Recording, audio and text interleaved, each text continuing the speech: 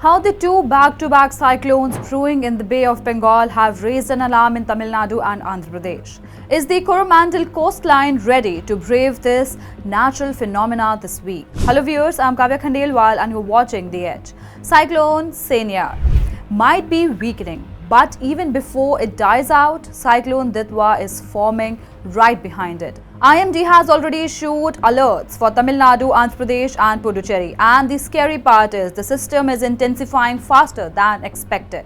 In this video, I'll tell you how Cyclone Ditwah formed, where it's going and who is at highest risk, and why this Bay of Bengal double storm pattern is so unusual. Let's start from the beginning. The IMD released a bulletin on Thursday morning saying a depression over the southwest Bay of Bengal near Sri Lanka had strengthened into a deep depression.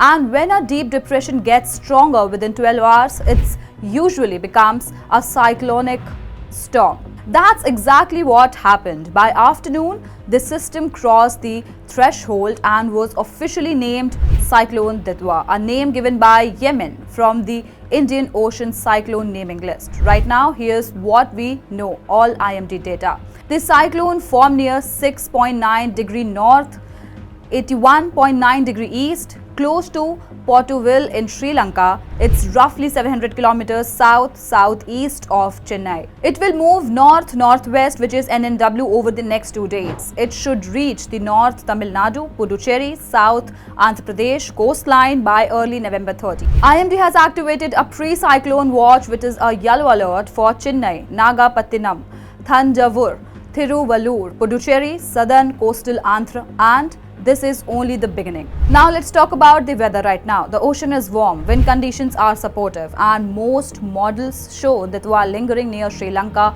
spinning over warm waters, picking up more moisture before charging towards India. That lingering is what makes this system risky. Cyclones that move slowly can intensify quickly. But here's the real challenge. Landfall timing is still uncertain. This is the most uncomfortable line in every IMD bulletin right now. Some models suggest Ditwah may scrape the Tamil Nadu coast. Some say it may move parallel, staying offshore but bringing massive rainfall.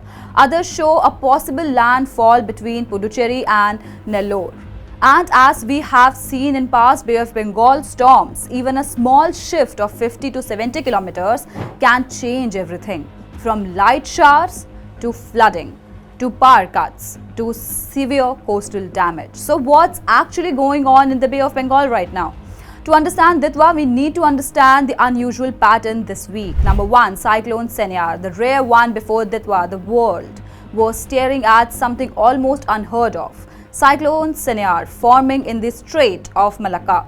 Meteorologists called it one of the rarest cyclones ever recorded in that region because the strait is extremely narrow. Waters are not usually warm enough. Wind shear is usually too high. Only one storm of this intensity was ever recorded there was Typhoon Wami in 2001. Senyar has already moved towards Malaysia and Sumatra, and IMD says it will weaken into a deep depression.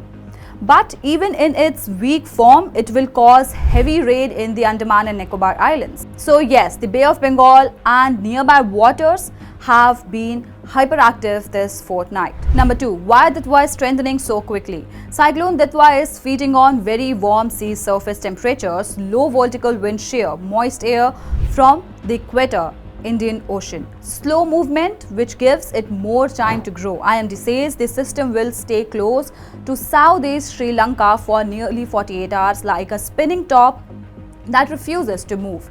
After that, Ditwah will finally start drifting towards the Indian shoreline. Number three, expected impact based on IMD forecasts. Number one, wind speed 80 to 90 kilometers per hour, gusting at 100 kilometers per hour, strong enough to uproot trees, damage weak structures and hit power lines. Number two, rainfall. Heavy to very heavy rain expected in Chennai, Kanchipuram, Chengalpattu, Tiruvallur, Puducherry, Nagapattinam and Karaikal. South coastal Andhra regions like Nellore and Tirupati. Sea conditions, it's rough to very rough. Fishermen have been told to stay away from the sea till November 30. Number 4. why landfall is hard to predict. Bay of Bengal. Cyclones are famous for sudden changes because the coastline is curved. Land interaction near Sri Lanka disrupts the storm. A slight tug from monsoon winds can alter its track. Warm ocean pockets can speed up intensification. That's why the phrase landfall timing uncertain is being repeated all day today. Number 5, what authorities are doing right now. Tamil Nadu and Andhra Pradesh coastal districts are preparing early warning systems. NDRF teams are on standby. Ports are issuing sea warnings. Fishermen are being alerted. Schools in some districts may issue localized closures. Waterlogging hotspots in Chennai are being cleared in advance, and for a good reason. Even cyclones that don't make landfall can cause major flooding through continuous rain. Here's the twist that most people haven't noticed. Ditwah and Senyar formed almost simultaneously, something extremely rare this far west in the Indian Ocean. Think of it like two spinning tops pulling moisture and wind patterns at the same time. When storms form close together, they can sometimes influence each other. This effect is called the Fujiwara interaction. And while it's unlikely here, the presence of two cyclones in nearby basins does make weather patterns more chaotic. And that chaos is why IMD is being extra cautious with Ditwah's landfall prediction. For Tamil Nadu, Puducherry and Andhra, the next 48 hours will decide whether this is a severe cyclone or a strong offshore system that still dumps heavy rain. Either way, impact is guaranteed. The only question is how much. If you live in coastal areas, charge devices, avoid the sea, secure loose items and follow district advisories. If you live any of the above named states, tell me in the comments, and don't forget to like, share, subscribe and follow The Edge.